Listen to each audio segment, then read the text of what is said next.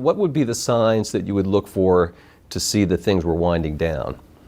Well, I look at a lot of figures just in connection with our businesses. I like to get numbers. You have $1,000. Then let's double it with Buffett's tips. Are you excited? Many people like the process of investing, including studying the most recent financial statements, looking for the biggest secular tailwinds, or just getting in on the ground floor of a newly public business with a groundbreaking new product or technology. To make the procedure worthwhile, most people lack the time, knowledge, or desire. Warren Buffett, the well-known CEO of Berkshire Hathaway, would definitely be at the top of any ranking of the greatest investors in history. The so-called Oracle of Omaha has been in charge of the business for more than 50 years, and during that time, he has established himself as the benchmark for all successful investors. Have you saved up $1,000 and intend to invest it in the stock market or other high-risk endeavors? Well, congratulations on saving $1,000. You've already done more than most people do. However, if this is the only $1,000 you intend to invest for the foreseeable future, it might not be a good idea to put it in the stock market. Considering that savings accounts and certificates of deposit offer guaranteed returns, some of you may believe that these are the ideal places to invest your money. Let's take a look at what happens. While you're guaranteed a return, you'll never get wealthy with savings accounts because the average return is a pitiful 0.33%. This means if you put your money in a savings account for 5 years, you would end up with a net total of $1,106. What about certificates of deposit? For those who are unfamiliar, they work exactly the same as savings accounts, except you can't access the money for a set period of time without paying a steep fee. Let's examine how this would work for you.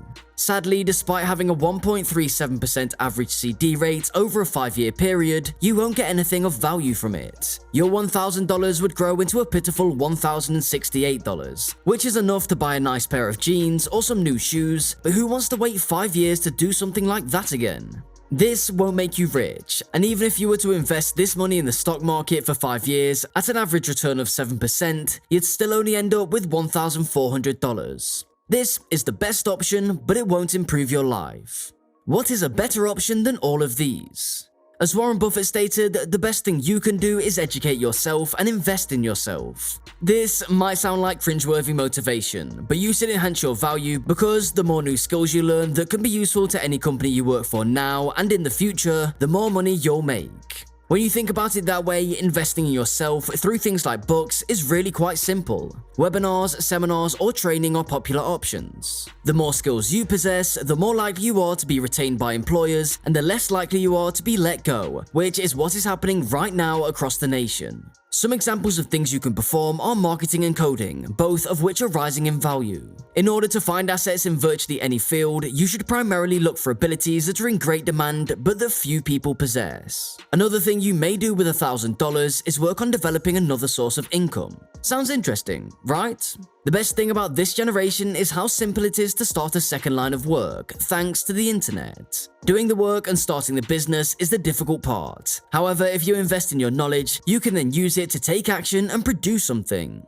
You can then use the money you make from that to invest in your business and expand it further, or use it to invest in the stock market when it starts to make even more money. As a result, you have $1,000 in savings and intend to invest more money each month in whatever you want. As previously stated, investing in your education and personal development will always pay off, even if you have a steady stream of income. The question is, what else can you do? What you are looking for is a source of passive income, so you should invest $1,000 and any additional funds you intend to add each month into something that will generate income while you continue to work and pursue other sources of income. Warren Buffett's wise words about the value of making your money work for you are as follows: if you don't find a way to make money while you sleep, you will work until you die. And who wants to work their entire lives? The stock market is currently the #1 and most popular technique to obtain a passive source of income. For the majority of people, the stock market is a location where they can invest in a vast variety of businesses. For instance, they can purchase stocks in firms like Tesla, IBM, or Google. When they purchase shares of these or any other business, they become a small owner of that business, and when they make money, they also do. If they lose money, you lose money too. This can happen when the share prices change, when dividend payments change, or both.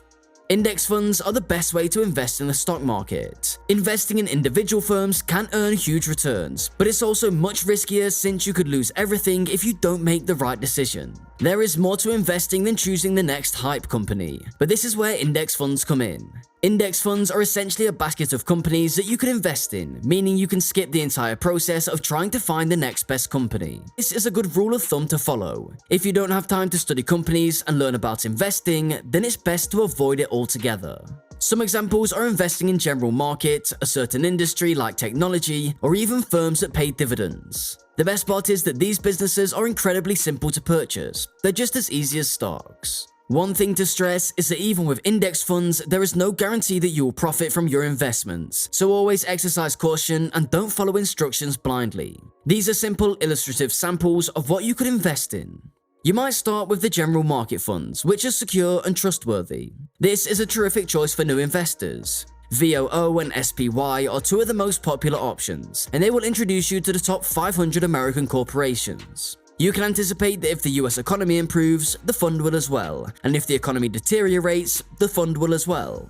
VGT or QQQ are good options if you're into technology because they will introduce you to companies like Microsoft. Make sure you conduct some research and determine which company, ADM or Google, you prefer more because they are both mutual funds. Last but not least, if you desire dividend distributions, think about investing in VYM or SDY. By doing so, you'll have exposure to a number of companies that pay you to invest in them. If you want to invest in these funds, there is a strategy that will give you the best return on your money. To do this, take a percentage of each paycheck, say 10 to 15%, and automatically deposit it into your account. By doing this, you won't unintentionally spend money that should be used for investing. As Warren Buffett famously said, don't save what is left after spending, spend what is left after saving. The second way you can use your $1,000 and any additional funds is through real estate. Of course, $1,000 is insufficient to buy a home you can rent to someone, but there are plenty of other options now thanks to the internet. For instance, you can use a crowdfunding real estate platform that allows you to pool small sums, like $1,000, with other investors to fund real estate so that if the property makes money, you receive a reward. You will also benefit more if the property value increases. These platforms primarily pay through passive income obtained from rent, but it's important to note that this money isn't liquid because it's physical real estate. A home can't be sold as easily as a stock, but if you're comfortable investing in physical real estate, don't have the funds to buy your own property, and aren't concerned about having to access your money for a while, then this is the way to go. Therefore, if you're hesitant to invest in the stock market at this moment, or don't want to dive into real estate, this is your next best option. It will enable you to have significantly more cash available due to lower monthly expenses. The quicker you pay off debt, the less interest you'll have and the more money you can keep in your pockets. So, are you investing or paying off your debt? Let us know in the comments section below. Subscribe to get access to more financial tips and check out our other videos on the channel as well. Thanks for watching.